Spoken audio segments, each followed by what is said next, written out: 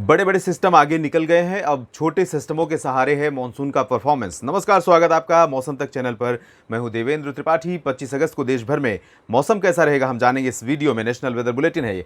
इसमें आप देखिए मॉनसून की जो अक्षीय रेखा है वो इस सिस्टम से लेकर के बंगाल की खाड़ी के बीच बन रही है और ये सिस्टम अब लो प्रेशर एरिया की इंटेंसिटी में है और आगे बढ़ते हुए south east Pakistan adjoining Rajasthan के ऊपर है, लेकिन आगे निकल जाएगा। इसका इंपैक्ट भारत के मेन लैंड पर बहुत कम रह जाएगा अब। और एक WD उत्तर भारत के भागों पर है लेकिन एज अ ट्रफ, लेकिन ज़्यादा इम्पैक्ट इसका नहीं है। मॉनसून सर्ज पश्चिमी घाट पर बंगाल अरबियन सी में काफ़ी एक्टिव है और इसकी वजह से साउथ पेनिनसुलर रीजन के कुछ इलाकों पर मॉनसून का सक्रिय परफॉर्मेंस देखने को मिल रहा है। आइए जानते हैं अगले 24 घंटों में किन इलाकों में मध्यम से भारी बारिश होने की संभावना है और कहां पर ड्राई वेदर लगातार परसिस्ट करेगा।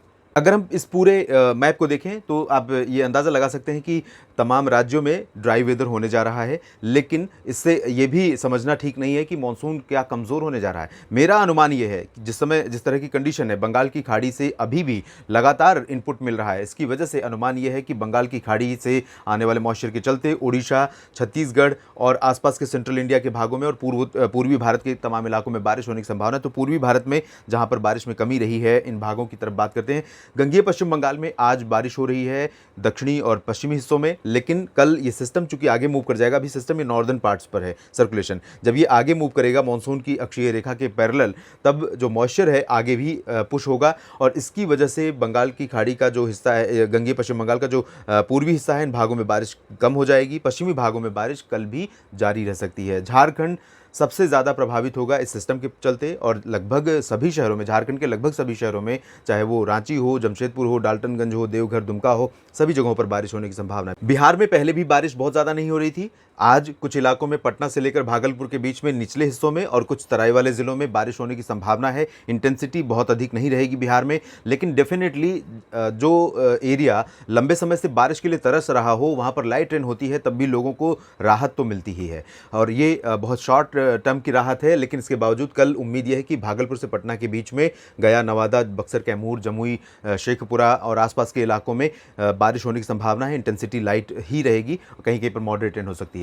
उप हिमालयी पश्चिम बंगाल, सिक्किम और पूर्वोत्तर भारत के तमाम इलाकों में रुक रुक कर हल्की तो कहीं कहीं पर मध्यम बौछारें यहां पर गिरती रह सकती हैं। अब हम बात कर लेते हैं पूर्वी उत्तर प्रदेश की, जहां पर इस सिस्टम का इंपैक्ट ठीक ठाक रहने वाला है और पूर्वी उत्तर प्रदेश के तमाम इलाकों में खासतौर पर जो मध्य से लेकर दक्षिण का हिस्सा है, ये आप देख सकते हैं यहाँ, यानी लखनऊ, अयोध्या और बलिया, गोरखपुर के बीच में तक बारिश होगी और इन भागों में जो सेंट्रल पोर्शन है, इन भागों में कम बारिश होगी। इसके बाद नीचे जैसे आते जाएंगे आप, कानपुर, प्रयागराज, वाराणसी, आजमगढ़, जौनपुर, प्रतापगढ़, सुल्तानपुर, भदोही, मिर्ज़ापुर और फतेहपुर, कौशाम्बी, चित्रकूट, ये वाला जो पोर्शन है, इन भागों में कई स्थानों पर महोबा तक मध्यम से भारी वर्षा हो सकती है। झांसी, ललितपुर पर भी बादल आएंगे और यहाँ पर रात में बारिश शुरू हो सकती है। अनुमान यह है कि 26 अगस्त को इन भागों में कई स्थानों पर वर्षा होगी।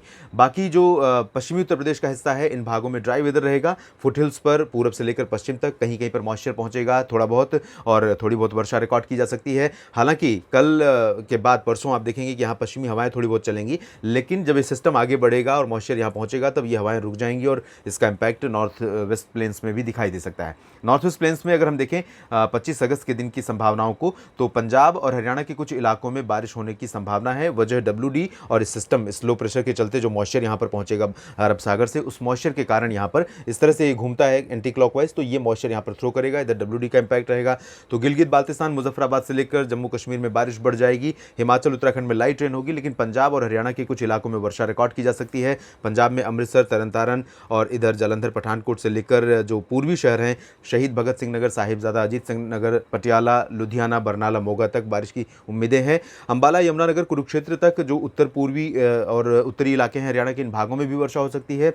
हिसार के ऊपरी इलाकों में भी कुछ स्थानों पर बारिश होने की संभावना है। दिल्ली और साउथ हरियाणा में ड्राई वेदर रहेगा। राजस्थान में भी ड्राई वेदर रहने की संभावना है। हालांकि जैसलमेर से लेकर जालौर के बीच में थोड़े बहुत बादल बन सकते हैं। जोधपुर और बीकानेर, बाड़मेर में भी बादलों का आना लगा रहेगा। कुछ इलाकों में यहाँ पर लाइट रेन अगर हो जाए तो ये सरप्राइज नहीं होगा, क्योंकि ये मॉइस्चर इस लो प्रेशर के चलते यहाँ पर चलता रहेगा।